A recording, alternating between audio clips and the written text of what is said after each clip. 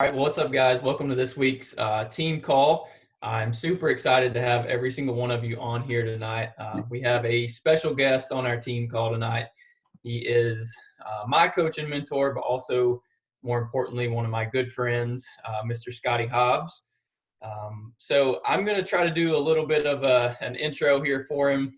I'm glad I had to actually get him to send me some of his stuff because there's so many accolades on here that I couldn't remember all of them. So just gonna tell you a little bit about Scotty before he starts speaking. So he's a husband of 13 years, a father of 5. He's an elite top 10 coach in 2013. He's been a 5 times premier 2 times. He is a Success Club 10 All-Star legend of 109 consecutive months, which is unbelievable. He is a 14-star diamond. He has 8, what is 2 CBC? That's a second business center. 2 CBCs. Diamond in the 3rd. His wife is 1-star diamond. He's been in the $1 Million Club, a 7-figure yearly earner at 4 years. He's had 2 personally sponsored coaches in the Million Club and 3 total downline Million Club members. And he's also part of the CAB, which remind me again what that stands for. That's the CAB. I'm not currently a part of it, but I was a part of it. It's the Coach Advisory Board. Okay, so it's a voluntary position you get called to where there's 8 coaches and they serve for 2 years. And you meet with Carl Deichler, Michael Neiman, and the whole team and make decisions for the company. Cool. So, yeah, as you can tell, he's been around the block. He knows what he's doing. So I highly recommend. I know I'm going to be taking notes. Highly recommend whether you are a brand new coach, which I know some of you are on here, or if you have been doing this thing for a while, highly recommend taking some notes. And I'll go ahead and pass it over to you, man. So I'll let you take this thing over. All right, sounds good. Here we are. I'm glad you guys are here with me. This is not a normal time for me to do 2 team calls, but I communicated with the wife and the kids that today, 6 o'clock to 7 o'clock, was business time for me. So I'm excited about it. I think it's kind of cool that I'm speaking right now on this day, April 9th, because I started my journey on April 11th of 2011. So my 9-year anniversary will be this Saturday. So I'm super excited about that. What I'm going to do, I'll just kind of lay this out. I'm going to go over what I'm going to call the 5 questions that you should ask yourself every day. Because how many of you guys know somebody that's been like disciplined at showing up to their job or to something, whether it's a passion, a hobby, or a job for 9 consistent years, despite all of the challenges that might come into someone's life? So 9 years, but with excitement and enthusiasm, like you were just barely beginning it. So some of you guys, I know some people have done that. When I think about at a job, like I think about a hobby. If someone's got a hobby like maybe guitar or a sport, like I see some basketball players on here. I've seen people stay excited about basketball for a decade, but it's hard to see someone inside of a workplace stay super excited about work, right? And we as coaches have work to do. This is a job, like a job in a way. Obviously, it's our business. So I think these 5 questions will help you self-evaluate where you're at, where your mindset is at, and what might be the thing that'll help you take it to the next level.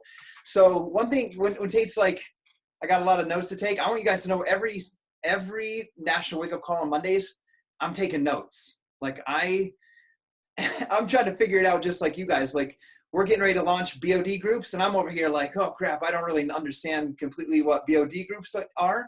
But what I want you guys to understand is that if you're a brand new coach, I understand you guys are feeling that maybe too. Like, okay, what are BOD groups? I'm used to helping people on Facebook. Now, when you get to a place like where Tate's at, where I'm right now, it's like, oh crap, I got to learn that for myself. And I got to teach everybody else, but I don't know it yet. So like every day I show up, it's like being a brand new coach as well. I got to be willing to learn and adjust and grow with you guys. So I'm going to start with my story. I'll try to keep it really quick because sometimes when I tell my story, I can take a long time. Tate, I'll let you do the participants coming in. Like I said, my journey started in April of 2011. I'm not going to tell this like I would at a Super Saturday event or when I speak at Summit. I'm just going to tell you guys all of the thoughts and the feelings and things that were going on in my mind before I became a coach to help you understand what set me up for success. Because as you guys know, your leader here on this call, Tate, just hit Success Club 10 for 12 consecutive months. So he's a Success Club 10 All-Star as well. When I was growing up, I wanted to be a professional baseball player. That's where I started with my big dreams and ambitions. I later wanted to be like a professional musician. And as I think back on that, I wanted the feeling that came with being that person that stood on a stage or on a platform and inspired people. That's what I wanted. Like, I love baseball growing up, so I wanted to be a pro baseball player. So little kids could look up to me and be like, I want to be like that when I grow up. And the same thing came when I decided to play music as well. I wanted that feeling.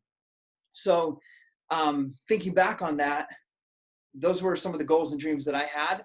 And, you know, obviously I didn't become a professional baseball player. I did get to produce an album with a band and play live shows with all of my favorite bands. I did get to do that. But what I want you guys to know about that, like, we didn't produce our album until I was, I think, 35. And I started playing guitar in a band at 14 years old. Okay, 14 years old. So that dream took 21 years to realize. So if you're in here as a coach on your 3rd month or your 5th month or your 1-year mark and you're not where you want to be yet, understand that you might still have a long ways to go. And it might just be a matter of learning the skills and the mindset that'll help you get there.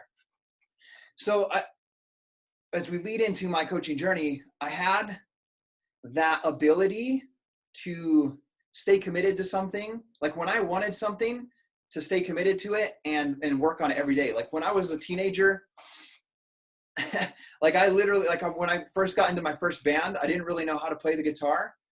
And I sat in my room with bass guitar tabs and a little cassette of the songs that the band played in my dad's big stereo, those big gray ones. I don't know if you guys know about those ones, but I used to sit in there for like 5 hours straight, trying to just doing one song over and over and over to master that song.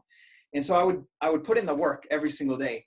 So I've been like that. When I wanted to go on I'm setting you guys up for this, what it takes to be successful. When I was a Boy Scout, I wanted to go on this thing called a Jamboree. It was a trip to the East Coast, to Disney World, New York City, to like Philadelphia, all those historic places. And I asked my parents, I was like, hey, I really want to go to this. And it was like $2,100. And my parents didn't have the type of money to just do that. Like, I went on one trip to Disneyland, one of my best memories when I was a kid. That was the one time that we flew somewhere. So when I'm saying I want to fly out east to go to this thing, my parents said, okay, let's figure out a way for you to earn the money to go. So they didn't tell me no and crush that dream, but they said, okay, you want to go? This is how much it's going to cost, and let's figure out a way. And as a little 14 and 15-year-old kid, like, I found out a way, which was waking up at 3 o'clock and moving pipe in the potato fields until 6:30, 7 o'clock before I went to school. And then I was a janitor in the elementary school after school. So I knew if I wanted something, I knew that I had to put in the work and earn that. So I've always had that. But when I was, growing up, through those experiences, I got to go on that trip and all that fun stuff. But as I went to decide to go to college, like, I chose a profession that I thought would pay a lot of money, which was, I wanted to go into orthodontics. And I had crappy teeth, like the headgear and braces and headgear and crooked glasses and all that stuff. So I was like, it'd be cool to be able to straighten people's teeth up like that. So I'll be an orthodontist. But I didn't really have a passion for being an orthodontist.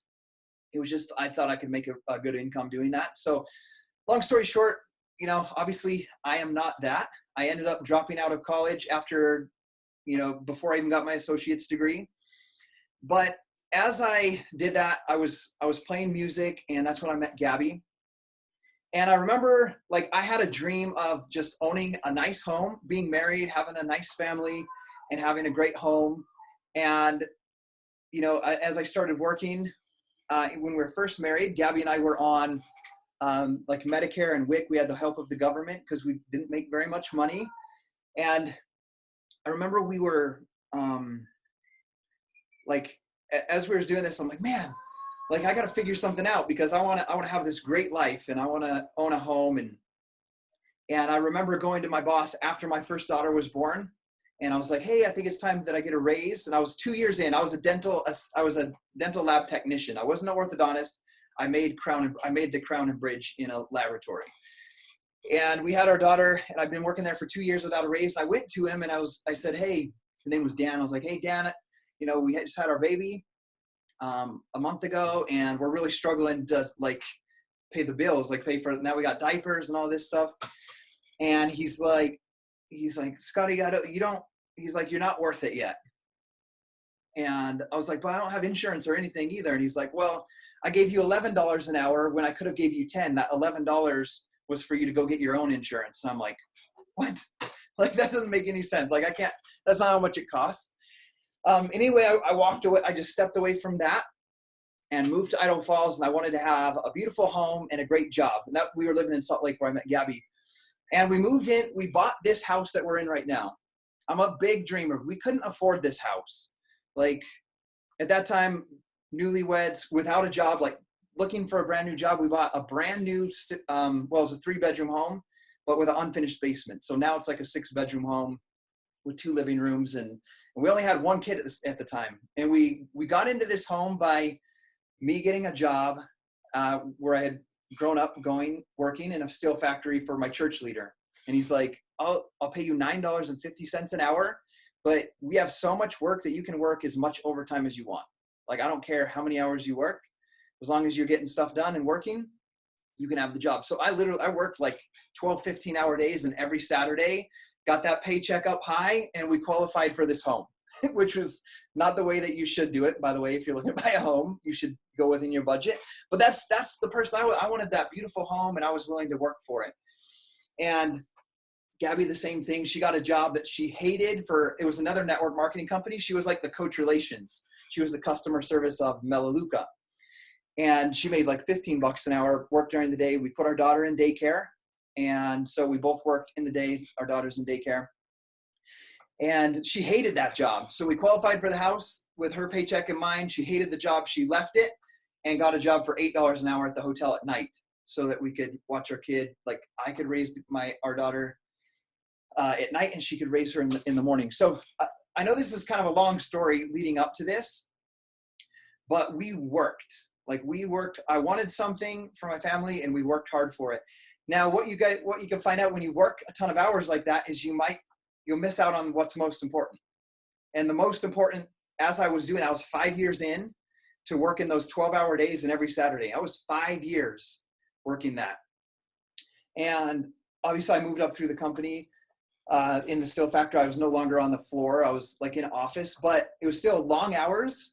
And I was missing out on what was most important, which was me, my wife, and my kids spending time together. It wasn't happening. So I remember, and this is where I want to, because we're going to lead into some goals and dreams. I had a notepad. If you guys didn't read my post from yesterday, make sure to read it and look at it. It's like the goals that I wrote out specifically as a brand new coach. But prior to that, I was writing out how to have, like at that steel factory, how to have my house paid off and $1 million in the bank by the time I was 50 years old. That was my dream. Before I ever knew about Beachbody coaching, like I wanted to have my house paid off, no debt, have $1 million in the bank, and be retired at 50 and just enjoy life and kick back. So I had a clear goal written out, and I didn't know how it was going to happen. I was working the 12-hour days. My wife's working nights. I'm working days. And I started buying and selling things on Craigslist because I saw that what I was making wasn't going to get me to that goal. So I'd buy Xboxes, Wiis, laptops, I'd clean them up, relist them, make $20 here, $50 there. I started doing that. I started a like page because in my 5 years, at this place where I worked, I ran the laser CNC cutting machine, and then I became the programmer for it, and then I became like a leader of the service department. So I knew how to program like designs and cut them. So on my lunch breaks, And after work, I would draw custom signs for cabins and for people's homes. And I would cut them and sell them. And I started marketing them on Facebook. I didn't use Facebook at that time. I had to learn how. I built a like page. I did some for free. I had people post about it, like use their free sign that I made them, post about it, and get referrals. And I started growing a little side business like that. Didn't make me any money because of how much time it took me to draw one of those custom signs on AutoCAD and all that stuff. But I was doing all of these things, putting in all these hours and all this work to work towards that dream. And then this is where I normally start a story with about my journey with Beachbody. So I'll make it really quick. A neighbor, same age as me. At this time, I now have 2 daughters. He moves from Utah to Idaho into my neighborhood. He knocks on my door with a plate of brownies, and I see he has a plate of brownies, so I let him in. And he's like, dude, he's like, I'm new to the neighborhood. I just moved here. I'm looking to meet some friends. I heard you have 2 girls about the same age as mine. And I let him in. And the whole time he's sitting on my couch, I'm sitting on the couch. My wife's at work and I got my 2 little girls.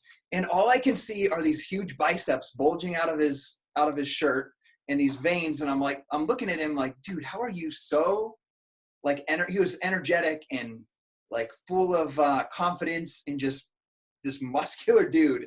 And I was just fluffy. Like I gained the weight with Gabby as she went through her pregnancies. And so I just remember sitting there and I was like, dude, how do you what are you doing? Because we're the same age. We both got 2 girls. You look like that and I look like this. And he's like, man, he played for the University of Utah on the special teams for football. And then he was the high school football special teams and strength coach. So he's like, dude, come to the gym. Like I train the boys, come to the gym with me. And like, I'll get you fit. And I was like, cool, let's do it. And unfortunately they worked out at 6 a.m. And every day I went to work at 5 a.m. So I was like, dude, I wish I could, but I got to be in work at 5. And I was like, do you have anything I could do from home? And he gave me two pieces of advice. He's like, for your nutrition, do the push diet. Push everything bad away from your plate. And I was like, okay, like what is bad, what is good? And then he said, and he taught me a few things. And then he said, you should do that P90X workout. So all the long story I've led up to this, my whole life when I commit to something, I follow through and put in the work. Like I wanted to look and feel like he did. So I did P90X, followed the meal plan. In the 90 days, in the 90 days, I lost 38 pounds and I had abs for the first time. I literally had never had abs before, except for when I was like 12, 13 years old. I never had abs before. And Sean's laughing because that's how it was for all of us. When we were little skinny 12, 10-year-old boys, we had abs. But I had abs for the first time. I had this extra energy. My lunch break, I was like packing a backpack with shorts and I would run 5 miles on my lunch break. During my 12-hour workday, I would get home, I would do my P90X. Like I was like committed to this new thing and I was pumped about it. And I started, like, people noticed that. They're like, dude, you're like full of energy. You look good. You're like all this, this new confidence. And I fell in love with just telling people, you got to do P90X. Like it's P90X, like do P90X, do Insanity. You're going to hate it, but you're going to feel freaking awesome. So I started doing that. And obviously, we're coaches here. I had friends that were like annoyed, like, oh, when are we going to see the next after picture? Like I had those comments, right? And I had those things going on. I had some haters, like some pretty harsh emails or Facebook messages I received about being blue in my face from talking about my workouts and my home runs at softball and all of the things that I began to talk about when I was excited about life. Like I had the haters. But I was more in love with how it felt to help somebody than what they were saying. Yes, it bothered me back then a little bit, but I was more committed to helping people. So what I did at that time, I wasn't a coach yet, is I was like, okay, I won't bother everybody every day on my status about day 86 of P90X and I ran 5 miles. I'll create a group that the people that do want to hear it, because I have friends asking me, I'll just throw them in this group and I'll post that stuff in there. And they can post their stuff as well. So I started a group and it was called the Staying Fit Family. And I met Jennifer Greenberg at this time. We weren't coaches yet. And we began to just help people. And we were in love with that process. And then long story short, I'm curious about this. I put my P90X pictures in. A lot of you guys probably don't know this. I put my P90X pictures in my before after picture in the P90X like page. So now it would be like someone putting your before after picture from 10 rounds in the Beachbody Champions page or the Team Beachbody 411 page. And I got about 30 private messages, and it was a bunch of people they were almost all identical.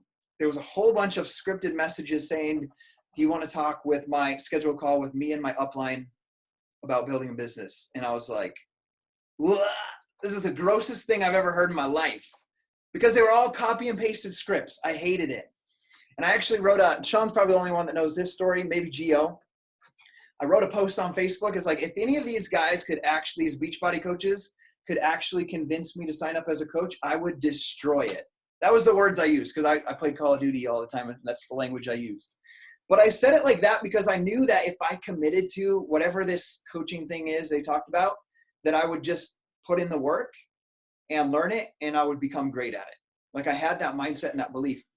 So I'm telling you all these stories to help you understand what has created the success, all these things that Tate shared with you in the accolades, and lead into these 5 questions. So I am curious though. I hate that they did that, but I'm curious. If they're talking about a business and I'm making signs, I'm buying and selling stuff on Craigslist, I'm working 12 hours a day, and I have this big dream, like if there's some other business that might be more profitable and it's along the line with what I already love, because I want you guys to remember this, I'm already in love with saying do P90X, do Insanity, eat this, eliminate that. I was in love with that process and helping these people in a group without ever making a single dollar. So, but I'm curious, and I watch YouTube videos, and up pops Lindsay Matway. She's like doing a 360 video. She's like, I lost 30 pounds with P90X. I'm like, cool. I lost 38 pounds. Like, I get it. And she's like, and then she tells her story. She says that she had her daughter prematurely. Like her and Billy weren't married. They had her daughter prematurely, and they incurred like $300,000 worth of medical debt. And she shared that because she was helping people get results with P90X, she was able to leave bartending, be present with her daughter, London, in this time, like just as a newborn, and that she was slowly paying off that debt. Guys, this was like an answer to my prayers, because I'm like, okay, the only reason I'm working 12-hour days is because our mortgage is super high. It's like it's a couple $100,000. She's saying she's paying off a few $100,000, and she's present with her kids. Like, that's the thing that I'm craving. Like, I want my family to be together at night. I want to eat dinner together. I want to go play baseball and basketball and football and all that stuff in the yard with my kids, but it doesn't happen. We live these separate lives. So it was that moment where I was like, this is the thing. Like, this is it. So I reached out to her. I emailed her. She called me. She told me the story again. She asked if I loved doing what I did. She asked about my wife, Gabby. And that's what sold me. It wasn't the scripts that I got from before. It was somebody that cared about me, that asked about my goals, my dreams. She learned about those things. Guys, she invited me to become a coach. And I said, I'm super happy that that's working for you, but I'm just going to keep doing my thing. I'm just going to keep helping people. I just don't think this is for me. So thanks for the invite, but no. And I told her no. And guys, I told her no for 8 more months. She checked in with me every couple of weeks. She would say, hey, this month we got this promotion. You don't have to do the $40 coach sign up fee, and you can become a coach. And I'm like, no, thanks. I was never upset that she invited me, but I just kept telling her no. But what I want you guys to know is I told her no, but the real reason behind that no was I was just afraid that I wouldn't have the time on top of the 12 hours that I was already doing and those other things to put into this, because I didn't want to do something if I couldn't commit to it. So I had these things. I was like, I also watched what she did, and I was like, she's all like model looking, and like all of her posts are super pretty. I don't know how to use social media other than just putting up a status. So I couldn't be successful like her. So I had these beliefs in myself, but these doubts about I don't have enough time. I don't look like that part that she has, and so forth. But it was on April 11th of 2011 that I switched, where I was like all in. And the reason for that, and it's cool that once again that we're on this call, because my start date was April 11th, 2011, and it's April 9th. So this Saturday will be my 9-year anniversary. This is just a few weeks after the birth of my third daughter. You guys already know how many hours I was working, and Gabby working at nights. She doesn't have paid maternity leave, so we miss out on 3 weeks of her income. And then one morning, I go to the mailbox to collect all of our mail. I do that every 2 weeks. I still do it like every 2 weeks right now. I just gather all the mail, and it's like the hospital bill, the doctor bill, the anesthesiologist bill, and there's an ear doctor bill, and our Blue Cross statement with everything that we would owe. And as I looked at it, I remember it was $3,800 after insurance, and we're already paycheck to paycheck.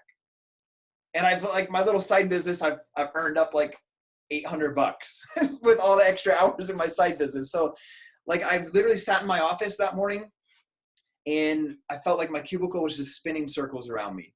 I felt this heavy weight on my shoulders. Just like, what am I going to do? Do I have to go back to school? Because remember, I dropped out, and I was like, do I need to go get a degree? Like, how am I going to get a degree and make money for this family right now? Do I have to? All of those questions, like, what am I going to do? And then it wasn't like I got on Facebook and saw Lindsay's posts again. I already knew that Lindsay and Team Beachbody were the solution, because she had invited me. She told me how it worked. She checked in with me, followed up with me. So when that moment came when I needed to do something, I knew who to go to, because she had been consistent. She'd been clear on her goal and vision. She'd told me her story. She'd cared about me, followed up with me. So I knew who to go to. So I called her, and that day I signed up as a coach. I was April 11th, 2011.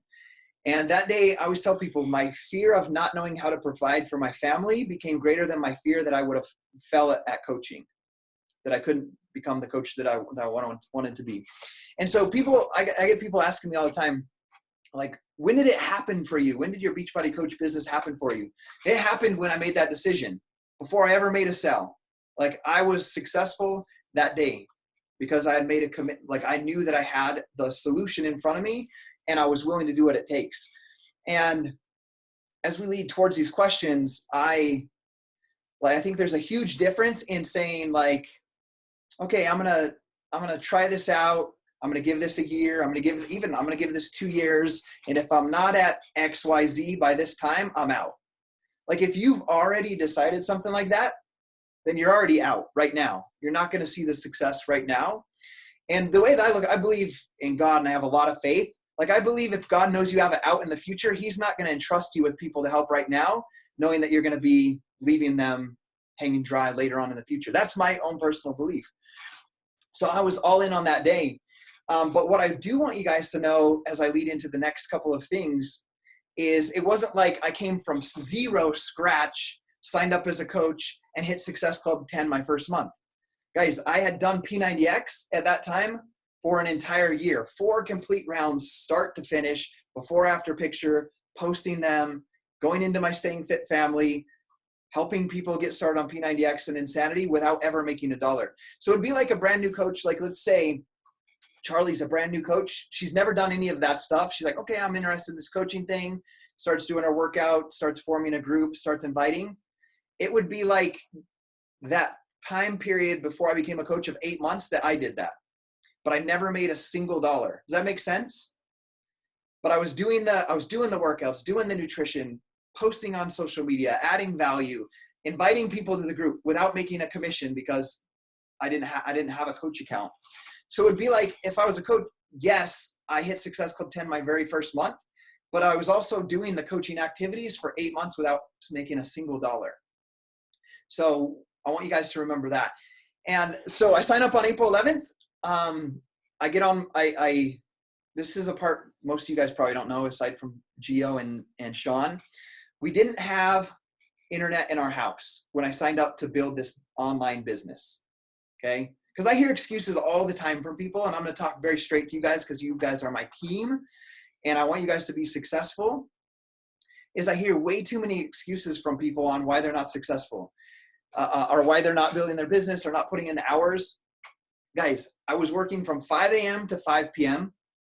I would get home at 5:30, pick up my 3 little girls, ages 4, 2, and 6 weeks old. And I would take care of them by myself because my wife would be at work, feed them, bathe them, change the dirty diapers, listen to the team call, but not really present. It's just going on in the background because I got kids screaming and shoveling applesauce into one's mouth and changing the diaper with the other hand. And then I would put them to bed at 8:30. Do you guys think I was tired after a 12-hour day running a steel factory and then 3 little girls by myself when 8:30 came along and I knew my alarm clock was going off at 4:30 the next morning? Exhausted. But every single day, 7 days a week, I worked at least 3 hours a day on my business for an entire year straight after coming off of that shift. So when people are like, how did you build a 6-figure income, hit your first 6-figure mark at 14 months? I worked my ass off when I was tired and I had a clear why and a clear vision. And I say the 6-figure income, but I want to direct you back to my getting started right call with Lindsay. I didn't have internet in the house. This is going back to I'm telling you the story of that. I didn't have internet in my house. I did my coach training from my neighbor Brian's house because he had a home office. And when I needed to get on the internet, I drove my car 2 houses down because he gave me his password to his internet. And when he was there, I could sit in his office. When he wasn't, I would drive into his driveway with my laptop and work from my front seat of my car in the laptop. That's the way that I'll build my business. And then what did I use my first paycheck for? To get $50 internet in my house. Right? So I started like that because I hear excuses all the time. If you are serious about wanting to achieve a goal, there will always be a way. There will always be a way. You just have to be open to finding it. So I do the getting started right call from that house as well. Guys, when I bought my first bag of Shakeology, my $40 sign up fee in my Shakeology, I didn't have that money in my checking account and I didn't have a credit card. Like I had to go do my Craigslist thing, buy and sell. And it's like, this is kind of a cool story. I don't tell very often, but I didn't have the money. And so I'm getting on Craigslist looking for things to buy and sell. And it was like the best deal that I ever found in that time that I needed to get on my Shakeology. Because when I signed as a coach, I paid the $40 and about 5 days later, I bought my Shakeology.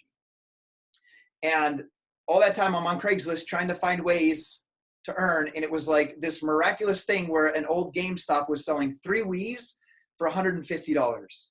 Like I went over there, I bought them, and then I resold them each for $150. And I got my own Wii for myself and I made $300.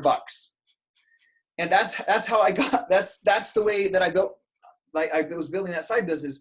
But it's like no surprise to me that answer and that solution came when I was committed to becoming a coach and telling Lindsay that I was going to get on Shakeology as fast as I could. It's not a surprise. It's like God and I was so clear on my goal and my commitment that the universe and God put that Craigslist deal in my path. So I built my entire business based on that philosophy. If I focus on something, have a clear reason for doing it, there will always be a way. I just have to be open to finding it. So we could talk about that subject for like an entire hour, but we won't. So I get on the phone with Lindsay. She's like, hey, she said, what are your goals? We'd already kind of talked about this. I said, Lindsay, I need to make $10,000 with my coaching business. She's like, why $10,000? I said, $10,000 is important to me because my wife makes about $12,000 working in the evenings. And we spend about $2,000 a year in the babysitter cost in between when she goes to work and I get home. So if she makes $12,000, my wife no longer has to work. And like she can come home from work. I mean, she won't have to go to work. I can come home from work at 5:30 and my wife will be there and my kids will be there. And that will be my dream. Like, so what I want you guys to know is that short-term dream was to bring her home and to be able to spend that time together. So she said something so important to me. She said, Scotty, I can't promise you $10,000, but I promise that your income will be a direct reflection of the number of lives that you change. So that day I'm like, okay, I'm going to change all the lives, Lindsay. Like, but give me a number. Like, because I didn't understand the comp plan or anything. I'm like, give me a number. Like, what do I got to do to make $10,000? And she's like, well, a great place to start would be to hit Success Club 10 every single month. And guys, I didn't say I don't know 10 people, because by the way, back then you got 1 Success Club point for every customer on Shakeology Home Direct, or 2 points if they're a coach. I didn't say, Lindsay, I don't know how to find 10 people. I don't know if I can find 5 coaches. I said, okay, done. Like, I'm going to figure it. I'll find those people. And so that's when the commitment started. And now here we are, like shared 109 months later at that same place of hitting that goal every single month. But what I want you guys to understand, and this goes back to the number one question, the first question I want you guys, we're at the meat of the, everything's the meat of the call, but we're going to go over 5 questions. This is the first one I want you to write down. What is your why? So make sure you guys write that down. What is your why? So that was my why. The goal was $10,000. The why, because too often I hear people say, oh, I just want to help people. Like, you can help people and never build a business. Because I did that for 8 months. I helped people lose weight with Insanity. I helped people lose weight with P90X, and I never made a single dollar. So if you guys have a goal to build a business, you can say all day long, I just want to help people. And you can help people, but you might never build a business, which is what the thing that you want to do as well. So what is your why? My why was I want to have my wife and kids at home when I get home from work, and we can spend that time together. Like, we can raise our kids together and not raise them as separate, like single parents. And the goal that I need to hit every single month to make that happen is $10,000. Okay. $10,000. Also, that I won't go into this story, but I got so pissed off a couple weeks afterwards when I saw thousands of people posting pictures doing a workout with Tony Horton on a cruise ship. And I was like, that is effed up. Because I work hard. I'm a hardworking person. And I was mad because I was sitting in my cubicle when I saw it. I was like, I'm in a cubicle and they're in a tropical paradise with my hero, Tony Horton, who helped me lose this weight and get in shape. So it was once again just messaging Lindsay and saying, Lindsay, how do I go on that trip? And she said, that goal of Success Club 10 we set? If you hit Success Club 10 every single month this year, you're going to earn a free trip to Atlantis. And I was like, done. I'm going on the trip. And so that was another part of my why, is I'm going to earn that trip and take my wife on the honeymoon that she deserves. Because our honeymoon, that's a long story. We won't go into that. But our honeymoon wasn't the funnest experience. And so I was like, I'm going to give her an incredible honeymoon at this Atlantis resort, and it's going to be paid. Beachbody is going to pay for it. So that was the why. Take her on that trip and spend the evenings together as a family. So my question for you guys is, you don't have to answer it right now, but that's what you're writing down, is you need to figure out what your why is. Because if you don't have a why, you're not gonna sit down and work for 3 hours at night or 2 hours at night or hour and a half at night when you're tired if you don't know what you're working for. Okay. And we go into a whole other topic about visualization. I'll let you do that we can do that on another call, or you can watch my YouTube video later. It's only 20 minutes of the power of visualization. But once you get that goal and that why, you need to visualize it every single day as if it's happened. Okay. I had the Atlantis backdrop up on my screen on my laptop. So at work, it was a double screen at my job. So when I logged in, there was these little bubbles popping up my screen, and there was 2 pictures of the Atlantis resort. So every day I saw that, and I was already there. I'm in Atlantis with Gabby and with my coach, Lindsay, celebrating on this Success Club trip. And then the other part I visualized was what it would be like to come home from work and not have to swap kids in the parking lot, which we did on half of the days. And we'd be able to spend that time together. So that's number 1. What is your why? Get very clear on it. That's I've talked about the why, my story and the why for 40 minutes of this call, because that is literally the most important part. And I know you hear people say the why is going to be important, all of that, but it's got to be important. And your why's got to be bigger than you. It was bigger than just making $10,000 so I could have $10,000. It was making $10,000 so my kids could see their mother and father together, raising them and spending time as a family, and creating that value of families spending time together. So your why's got to be bigger than you. Number 2 question, what is your IQ? And you might look a little confused at me. Some of you are like, huh? IQ. What is your IQ? Your IQ is your I quit level. What is your I quit level? And I kind of briefly touched on this before as I was just telling stories. But what I want you guys to know from me is I don't have a quit level. There's not a point of like, when this gets this hard, or if this happens, like I'm done. Like there's no I quit level for me. And there never has been. Like I remember, like here's a quick example. Like we built our team to a 14-star diamond. We had some crappy business stuff happen where one of my star diamond coaches recruited 12 of my diamonds away from us. And we went from 14 to another business. And we went from 14-star diamond to 4-star diamond and lost $9,000 a week of income like that when their coach accounts got canceled. Did I quit? Because that was hard? No, because I have a no I quit level.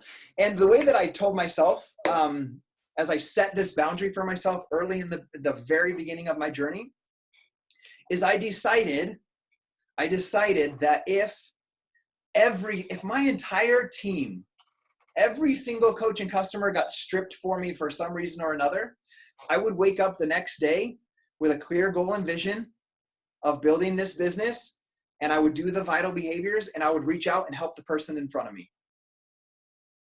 Does that make sense?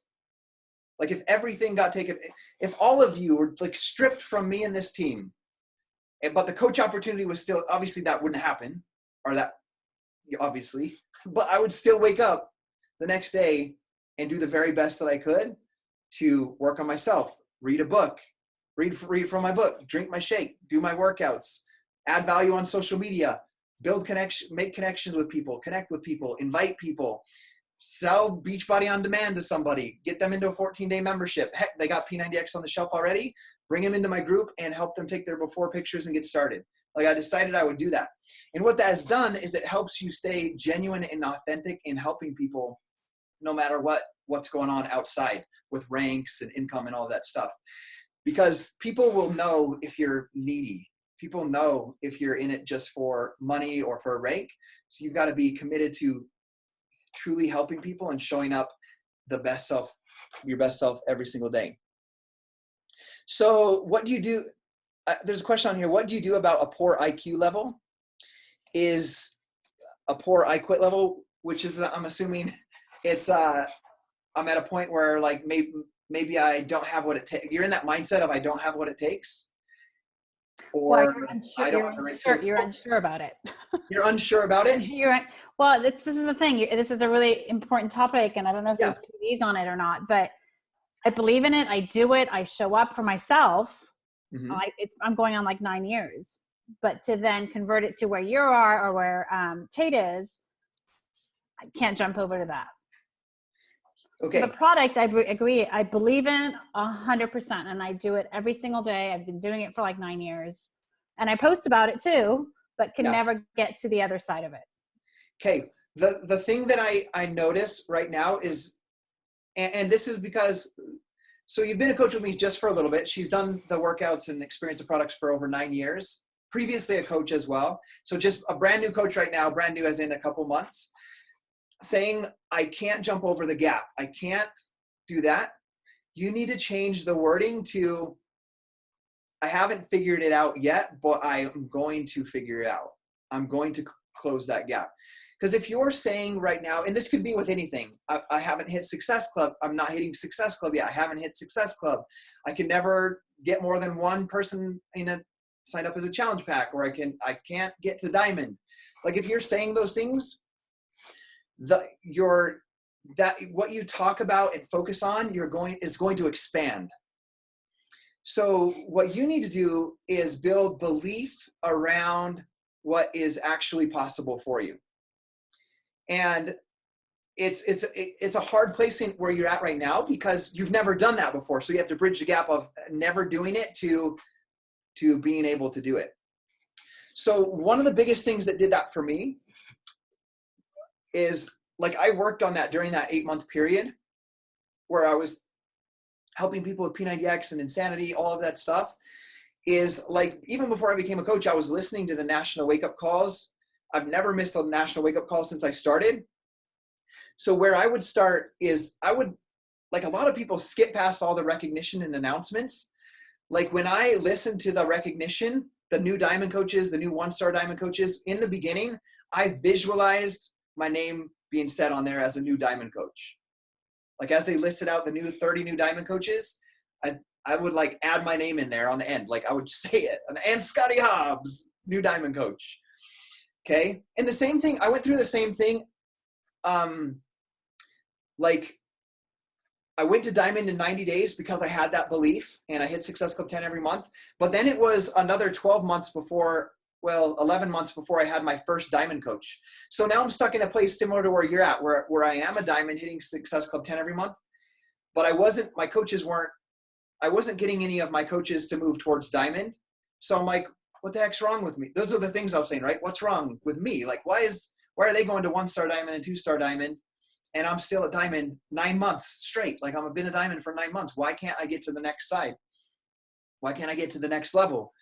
And so the only thing that switched is, so here's what I was doing. This goes back to your why, the visualization. I'm working those 3 hours at night. Like I'm a Success Club 10 All-Star. I'm going to make $10,000 this year. It's going to be incredible to spend time with my wife and kids. So I was solid on that, right? We're going to enjoy a vacation in the Bahamas, right? So I was doing that. So that's going to be one of the first things that you need to do is I'm finding 3 people every single month that can connect and relate with me. And we're getting results in a challenge group, right? So you need to build those positive affirmations into your own mind and say them every single day until they become real to you, even though they're not real on the outside yet. They need to be internalized first, like with solid belief, 100%. Right?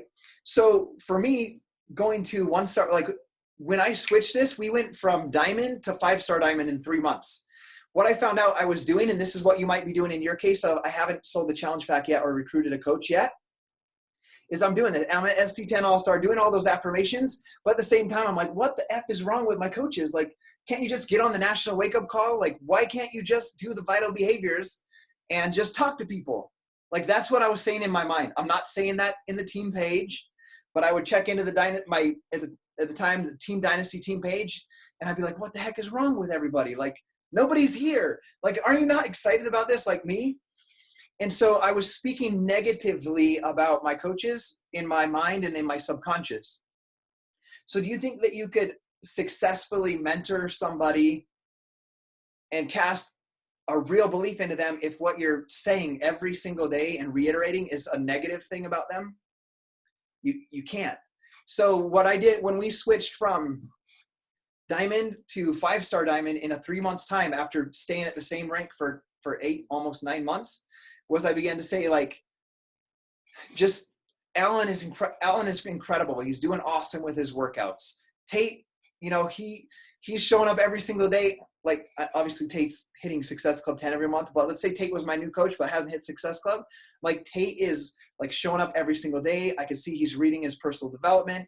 Like, I'm so excited about the growth Tate is having. And I started to focus on those things and reiterate those positive beliefs. And then how God and the universe works, those came into their life as well somehow. And their business, it wasn't any strategy that I did. Like, I need to do one-on-one calls this way, or I need to have them send their BAT, their business activity tracker.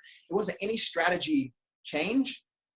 It was the mindset change inside of me and my belief of them. So that's what I would work on with you on your I Quit level, is working on all of those things. I had a Getting Started Right call with Bethany today. She's on here just without video. I told her this business is going to be 99% your mindset, 1% the mechanics. Like 99% the mindset, 1% mechanics. 1% mechanics is how to send the link, what to do in your challenge group, how to lead your coaches. 99% is going to be your mindset, your belief in yourself, these products, the coach opportunity, and that if somebody else has done it before, you can do it as well.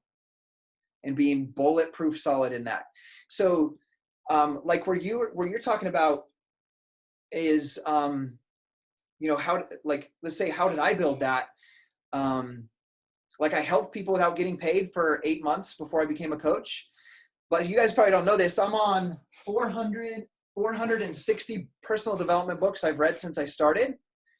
So if my mindset seems solid, it's from all of that personal development. But during that first year in that 12-hour workday, I would listen to 3 audios I downloaded to the MP3 player in my phone because I didn't have a smartphone. It was Think and Grow Rich, Millionaire Next Door, and The Slight Edge. And I listened to them, and Craig Holliday's 90 Days of Excellence. I listened to those over 60 times each in my first year. So how do I build a better IQ level, or take my poor IQ level and make it a strong IQ level? Is to do massive, massive internal personal development work. Okay. So we'll move on because that's only question number 2, and we're like 52 minutes into this call. But the first place, like, how do I work on obviously you can do the personal development. You just need to decide today. Like, I don't have a quit level. Like, that's the first thing about completing success in any area of your life. You have to decide right now that you're going to figure it out. Like, I'm all in, I'm going to figure it out. Because if there's any sort of I quit level, then you're wasting your time. So make that decision right now. The next one, we can go through these ones pretty quick. What do I need to do? Who do I need to associate with to grow? Number 3. So I get coaches all the time, especially when we're a top 10 team on the cab, from other teams reaching out to me saying, I don't have the upline support. I don't have this. I don't have that. I don't have a coach to push me. I had one of those comments yesterday. Like, if I had a coach to push me, I could get to where you're at. And I just have to tell them the truth. Like, it's not going to be me. Like, I can challenge you when you put your foot on the gas, but you got to keep your foot on the gas. And then I'll help you point the car in the right direction. Because this is a team call hosted by Tate. Like, I even have coaches of mine be like, oh man, I wish I had like the business relationship that you and Tate have. Guys, Tate from day one is like, just started doing all of the things. Everything that's in the net. I'm gonna lose my voice. Everything that's in the National Wake Up, he's on the National Wake Up calls. He's leading teams. He's creating his own culture. And then what he does is he reaches out to me and says, hey, Scotty, like, let's catch up. And I'm like, what do you want to talk about? What can I help you with? And it's never really like, I need to know how to do this. Almost never. It's just like, I just want to chat, like, as friends, so that we can go off of each other's energy. So what Tate is doing is he is strategically associating with people that he needs to associate with to grow. Like, I'm not checking in with Tate, even in the beginning, right, Tate? Like, because that's one of my weaknesses is organization and accountability. Like, I'm the vision, goals, positive mindset guy, and those are my strengths. But Tate reached out to me individually and asked for that time and put in the work. So he's associating with people that will help him grow. So they say, right, if you're the smartest person in the room, you need to get in a different room, right? So you need to be around people who are at a higher level than you. So you need to be around people that are living life at a higher level than you are. And that's even for me today. And I do that with coaches that have done more things than I have, achieved bigger goals.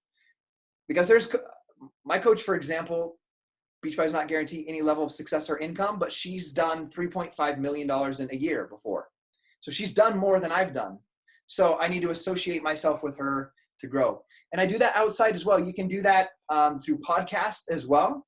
Like Gary Vee is my homeboy for an hour every single morning. John C. Maxwell is Gary Vee is my homeboy for hustle and being creative. John C. Maxwell, I hang out with him for like an hour a day and via audio because he's my leadership guy. He's the guy, he's equipped more leaders than anybody in the world. So I spend an hour a day with John C. Maxwell. Okay. So you can do that through personal development as well, but associate yourself with people who will make you grow. That's number 3. Number 4, what am I willing to sacrifice? I have a call on this one because we're at the hour. Watch my video. It's the first one on my YouTube channel. It's called Sacrifices Needed to Make Beachbody a Full-Time Income. I'll just name through a couple of them. Obviously, I miss sleep. because I would go to bed at 11:30 at night and I would get up at 4:30 for a year straight. I'm not saying that's healthy, but for me, it was important that I achieve that goal and brought her home from work. Because I took those sacrifices and worked that hard, when my wife left her job at my 14-month mark, I also left that job and became a full-time coach 8 years ago. And it's funny, people ask me, I'm going to tell you how important sleep is. I nap every day. I had an hour and a half nap today. Like, sleep is important to me. Like, when I left my full-time job, everyone's like, oh, what are you going to do now that you're retired? Obviously, I'm not retired, but that's what they thought, not clocking into a 12-hour workday. But what I told them, I was like, you know what I'm going to do? For the rest of my life, I'm going to sleep 8 hours a day at least. Like, if I only get 6 hours at night, I'm taking a 2-hour nap. If I sleep 7 hours at night, I'm going to sleep at least an hour a day. So sleep's that important to me. That's literally what I told people when I left my job, when they're like, what are you going to do with your life now that you don't have a job? So I had to sacrifice sleep. I played on a softball team. I played twice a week. I freaking love baseball and I love playing softball, but I had to quit that because for me to pack up my 3 little girls, take them to the field, stretch, play, bring them home, took 2.5 hours out of my day. That's 2.5 hours, 2 times a week that I could put into my business. Okay. So I sacrificed that. I sacrificed so many things. I used to sleep because remember, sleep. My lunch break on my 12-hour work day, I would sleep. I had a huge comforter in my car and I would kick it back. I had a pillow in there. I would set my alarm for 12:55. I would run out to my car, eat my peanut butter and jelly sandwich, kick it back, and I would fall dead asleep because I'm sleeping 4 hours at night. And I would sleep for an hour, jump up, run into my office and finish the day. So I sacrificed that and I spent that hour lunch break building my business. Okay, so there's a ton of sacrifices I had to make. So I'm going to ask you guys, what am I willing to sacrifice to achieve that goal and that dream? And some of you guys are getting the experience being home like every single day, right now during this whole quarantine thing.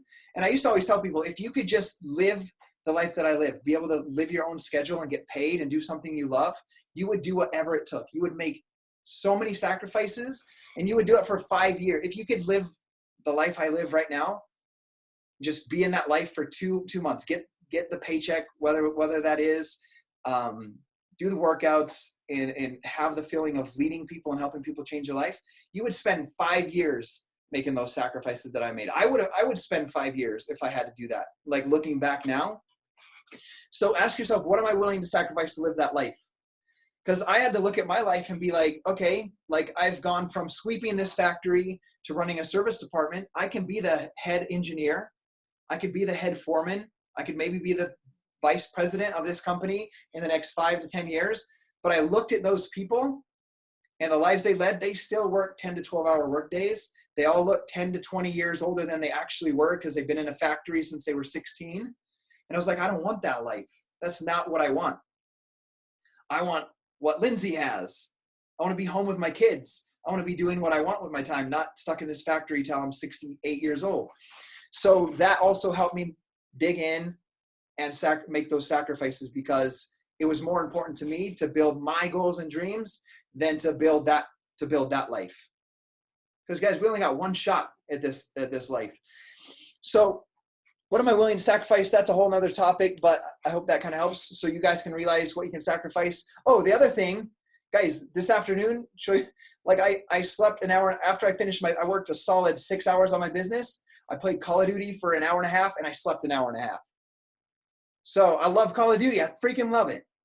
And like today I get to live that life where but here's the thing, I don't play Call of Duty until I've worked my business 100%.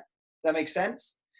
But back then, after that 12-hour work day, when I put my kids to bed and my wife's at work, I would drink a beer and play Call of Duty and then I would fall asleep.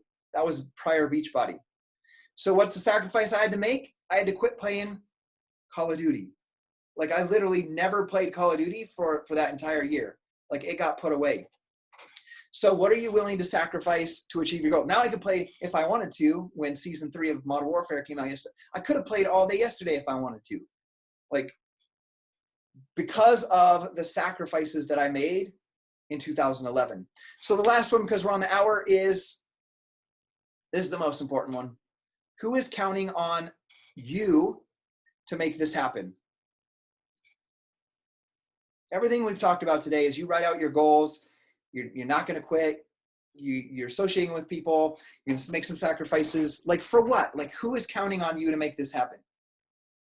And this could be a whole 20-minute topic, but I won't make it like that because it's late for some of you guys. For me, who was counting on me making it happen? I told my wife that I was bringing her home from work. She wouldn't have to drop her kids off at a babysitter. She would be able to spend time with her husband. She was counting on me to make this happen. My kids were counting on me to make this happen. Like I involved them in it. There was a video I posted just this past week. You guys probably saw it, of my 5-year-old daughter saying, "Thank you, Lindsay Matway, for helping my dad work from home." Like I told my kids when I decided that I was going to make this a full-time job as well, like I told them, Daddy's working in his office because one day he's going to be able to work from the office all day and not have to leave for 12 hours. So my kids were counting on me to make it happen. My wife was counting on me to make it happen. And then the third one that I want you guys to think about, every single person as that brand new coach that I invited to do a challenge group with me or be a coach on my team was counting on me to make it happen. I want that to sink in. They're counting the people that I brought into my team. I was brand new, just like some of you guys are brand new. They were counting on me to make this happen, to lead the way for them, to show them how to do it, to learn with them and to do it with them. And oh, that's hitting me a little bit. Sorry. The one I think as I really think about this now, looking back 9 years later, is my 2 sons who were waiting up in heaven for me, were counting on me to make this happen. Because the one thing I want you guys to know is we wouldn't have had Caleb and Malik if I'd never built this business. Because we wouldn't have been able to afford them. We wouldn't have been able to afford to bring any more kids into our life because we were already struggling so hard at the birth of our 3rd daughter. So who was counting on me? At the time, I didn't even know that my 2 boys were counting on me to make this happen as well so they could come down into this family. And for me, that's deep because I'm a family guy to think back on that. So I want you guys to really get serious and solid on these things. We're going to wrap this up. I'm going to recap those. I want you to write these out. Like you have the questions, but I want you to spend time, like you're journaling. Like it's going to be more important than you sitting down for 2 hours and inviting tomorrow. Like you sit down and write down, what is your why? Put meaning behind it. What are your goals? What do you want to accomplish? What's it going to mean to you to accomplish those? Write down your I quit level. Put I don't quit. Like I'm never going to quit. Number 3, just write some names. Who do I need to associate with more? Is it Tate? Is it me? Is it somebody else on the team? Like write down those names, maybe even some personal development people. Who do I need to associate with to grow? Write them down and then start associating yourself with them. Guys, Lindsay didn't babysit me. Like I went to Lindsay and said, okay, I'm doing this. What do I need to do to go to the next level? Okay, I see you're doing that. What are you doing? So you have to actively go out. It's like owning a franchise. I think too many coaches think that someone's just going to babysit them and say, okay, do this next, do this next, do this next. Are you doing this? Guys, if you bought and owned a franchise business, you would go to the person that owns the franchise when you had a question and say, what do I do? Like, how do I get to the next level here? They're not going to say like, they're not going to check on you and babysit you like that. So you need to actively put yourself in those situations, like associate with those people. Even Jennifer Greenberg, she's been with me from the very beginning, does that. Last week, she texted me and said, hey, Summit's canceled. I'm not quite sure what to do with our team that was planning on going. How can we make this, like, could we chat on the phone? So what is she doing there? She is associating with somebody that will help her and her team grow. So I didn't go, like, she came to me. So I want you guys to think about that. Who do I need to associate with to grow? Number 4, what am I willing to sacrifice? Think of the things. The best way to do this is once you have the clear goals written out, you can put them on one side of a piece of paper, put a line down it, and on the other side of the paper, write down everything that you do in a day. And if there's things on that don't align with you achieving that goal, they need to be gone for now. if that goal is that important to you.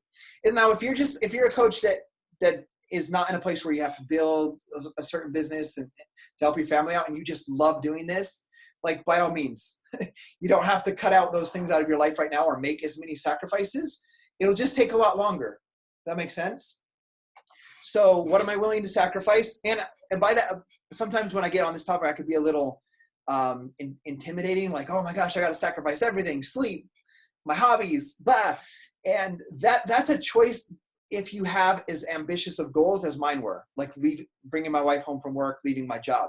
Now, if you're happy making 200 a week, 300 a week, 500 a week, and you're okay getting there in 5 years, then you don't have to make all those sacrifices. Just do like 1 hour a day consistently and you can get there. But if you got to get there now, like I needed to get there, then you'll have to make the sacrifices in order to do that.